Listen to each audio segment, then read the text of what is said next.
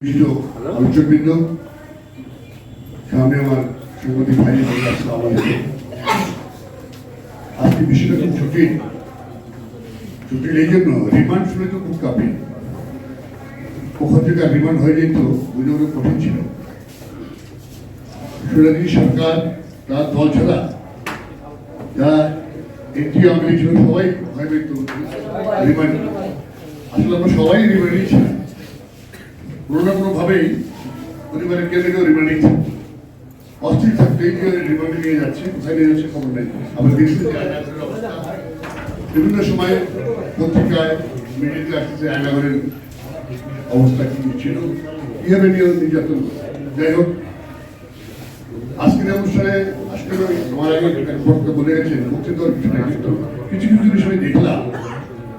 যেমন ছবি প্রদর্শনী হলো, আমরা তো 5 মিনিট দেখেছি, দেখা কোনো সৌভাগ্য হয়নি। এই 5 মিনিটে আমি দেখলাম, তাতে মনে হয় না যে ছবিটা কোনো খারাপ কিছু করেছে অথবা সরকারের বিরুদ্ধে কিছু করেছে। আমার মনে হয় নাই, জানি না আপনাদের কি মনে হয়েছে, মঞ্চে যারা আছেন তারা বলবেন। তো আমার কাছে মনে হয় নাই রাষ্ট্রের বিরুদ্ধে সরকারের বিরুদ্ধে কোনো ছবি তৈরি করা হয়েছে। ছবিতে সরেচার নাম নেয়নি, নামটা না উচিত ছিল, মানে কুখ্যাত নাম সবার জানা উচিত। আমাদের প্রজন্ম যারা আসবেন তারা হয়তো নামটা ভুলে যাবেন, জানবেন না, এই জন্য নামটা রাখা উচিত ছিল বলে আমি মনে করি।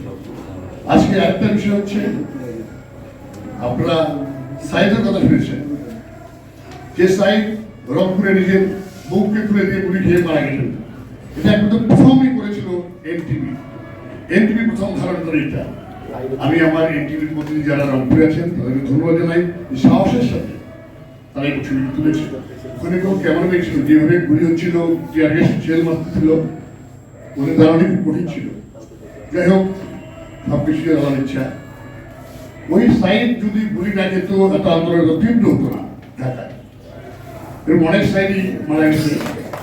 যে সকল বন্ধুরা, যে সকল ছাত্র ভাইরা যেন তারা গুলিতে নিহত হয়েছেন, আমি তাদের আত্মার মাফরাত কামনা করছি এবং সরকারকে অনুরোধ করবো, এই ছবিটি যদি সরকারের বিরুদ্ধে না গিয়ে থাকে, আমার অনুরোধ এটা ছাড়তে দেওয়া হোক। কারণ আমি মনে করি জন্মের প্রজন্মে যারা আসবেন তাদের জানা দরকার। সরকারও আমি মনে করি তারাও আপনার ছবি বানাতে পারেন, অসুবিধা নেই, কিন্তু যারা বাইরে থেকে করছে তাদের সুযোগ দেওয়া উচিত। আমি জানি না কেন এটা হয়েছে, এখনো তো ওই স্বৈরাচারের বেতন তারা বিভিন্ন জায়গায় রয়ে গেছে, যায়নি। বিভিন্ন জায়গায় দেখবেন বেতন তারা করছে, এই স্বৈরাচারের বেতন তারা, এটাই যাতে আসলে ডিস্টার্ব করছে সব জায়গায়। কিভাবে এই সরকারকে, কিভাবে দেশকে অচল করা যায়, এটা আমার মনে হচ্ছে। আমি জানি না আপনারা কি বলবেন, আমার আলোচক যারা আছেন তারা কি বলবেন। আমার কাছে এটি মনে হচ্ছে। আর এই ছবিটিতে গানটা আর একটু ভালো অবদান ছিল। পুরো ছবিটা আমরা দেখতে পারি না, ছবিটা পুরোটা দেখতে পারবো মানে আরো ভালো, কারণ ছবিটা পুরো দেখাই উচিত ছিল বলে আমি মনে করি। যা দেখি তাতে বোঝা গেল যে, আমি যা বুঝলাম সরকারের বিরুদ্ধে কিছু করা হয়নি, দেশের স্বার্থে যা ঘটেছে তাই দিয়েছে। এবং ওরা আরেকটা জিনিস করেছে, কারণ নাম নেয়নি, স্বৈরাচারের নাম নেয়নি। তারপরে যে অবস্থা, আমি জানি না কার কালো হাতির বন্ধ হয়েছে। আমার তো মনে হয় সেই স্বৈরাচারের বেতন তারা যারা হয়ে গেছে তারাই একটি বন্ধ করেন।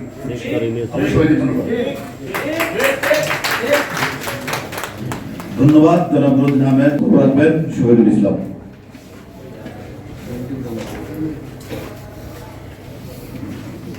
বিসমিল্লাহির রহমানির রহিম।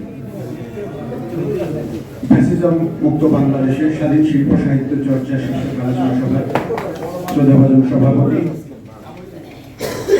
মঞ্চে উপস্থিত আলোচকদের মধ্যে রয়েছেন সাংবাদিক জগতের জনপ্রিয় মুখ, বাংলাদেশ ফেডারেল সাংবাদিক ইউনিয়নের মহাসচিব এবং সম্মিলিত পেশাজীবী পরিষদের সদস্য সচিব জনাব কাদের গনি চৌধুরী, আমার পূর্বে যা বক্তব্য শুনলেন বাংলাদেশ ফটো জার্নালিস্ট অ্যাসোসিয়েশনের সাবেক সাধারণ সম্পাদক,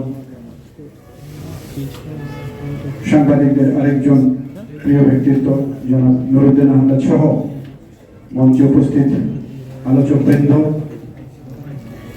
যে ছবিটি আমরা দেখলাম সেই ছবির পরিচালক, প্রযোজক, শিল্পী এবং কলাকুশলী বৃন্দ, সামনে উপস্থিত সাংবাদিক ভাই এবং বোনেরা, দর্শক শ্রোতা, আসসালামু আলাইকুম ওয়া রাহমাতুল্লাহ। এই বক্তব্য শুনছিলাম জুলাই বিপ্লব নিয়ে যে ছবিটি করা হয়েছে, আমি এর অংশ বিশেষ দেখেছি আজকে যে দাবিতে এই আলোচনা সভাটি। তো আমি যতটুকু দেখতে পেরেছি তার মধ্যে সম্ভবত আমার কাছে আপত্তিকর কিছু আছে বলে মনে হয়নি। কেন এই ছবিটির সাথ দেওয়া হচ্ছে না এখনো, সেটি আমার বড় মনে হয়। পুরো ছবিটি দেখলে নুরুদ্দিন ভাই বলেছেন, বুঝতে পারতাম যে কোথায় কোনো সমস্যা আছে কিনা। আর সেই সমস্যা যদি না থাকে তাহলে আমার মনে হয় যে এই ছবিটির ছাড়পত্র যেখান থেকে নেবেন সেখানে কোনো ফেসিবাদের দোষর আছে কিনা সেটিও খুঁজে দেখা দরকার। প্রিয় উপস্থিতি, যে জুলাই বিপ্লব নিয়ে আজকের এই ছবিটি তৈরি করা হয়েছে, সেই জুলাই বিপ্লবের যে অংশগুলো আপনারা দেখেছেন, এটি আমাদেরকে দারুণভাবে পীড়া দেয়, এটি আমরা অনুভব করি। এই ছবি একটি নয়, আমাদের ইতিহাসকে স্মরণ করবার জন্য, ভবিষ্যৎ প্রজন্মকে এই ইতিহাস স্মরণ করে দেওয়ার জন্য, এই ঘটনাগুলোকে তাজা রাখবার জন্য এরকম অনেক ছবি প্রয়োজন। যেই জুলাই বিপ্লবের চিত্রগুলো এখানে আনা হয়েছে, এর সাথে আরো নতুন নতুন ছবি আসা দরকার। আমি মনে করি যে আপনারা এক সময় দেখেছিলেন যে গুয়ান্তানামো বেতে আবু গারিব কারাগারের আলোচনা এক সময় সবার মুখে মুখে ছিল, সেখানে কিভাবে মানুষকে নির্যাতন করা হতো বন্দি শিবিরে, আবু গারিব কারাগারের সেই বন্দি শিবিরে। বাংলাদেশে যে আয়না ঘরের নামে যে সিক্রেট টর্চার সেল তৈরি করা হয়েছিল, বাংলাদেশে অসংখ্য টর্চার সেল, সেগুলো নিয়ে আলাদা ছবি হওয়া উচিত বলে মনে করি। এবং একটি নয়, এবং ডজন ডজন ছবি হওয়া উচিত, দেশের মানুষকে স্মরণ করে যেতে পারবে। আজকের এই চলচ্চিত্রের মধ্যে এই বিষয়গুলো আসা দরকার যে এই বিগত ফ্যাসিবাদী সরকার ক্ষমতায় আসবার পরে আমাদের পিলখানাতে বিডিআর হত্যাকাণ্ডের নামে সেখানে যে 57 জন সেনা অফিসারকে হত্যা করেছিল, সেই ইতিহাসগুলো আসা দরকার। আমাদের সেই ইতিহাসগুলো জানা দরকার যে শাপলা চত্বরে আলেম ওলামাদের উপরে কিভাবে হত্যাকাণ্ড চালিয়েছিল রাতের আধারে বিগত ফ্যাসিবাদী সরকার, সেগুলো চলচ্চিত্রের মধ্যে, শিল্প সাহিত্যের মধ্যে আসা দরকার।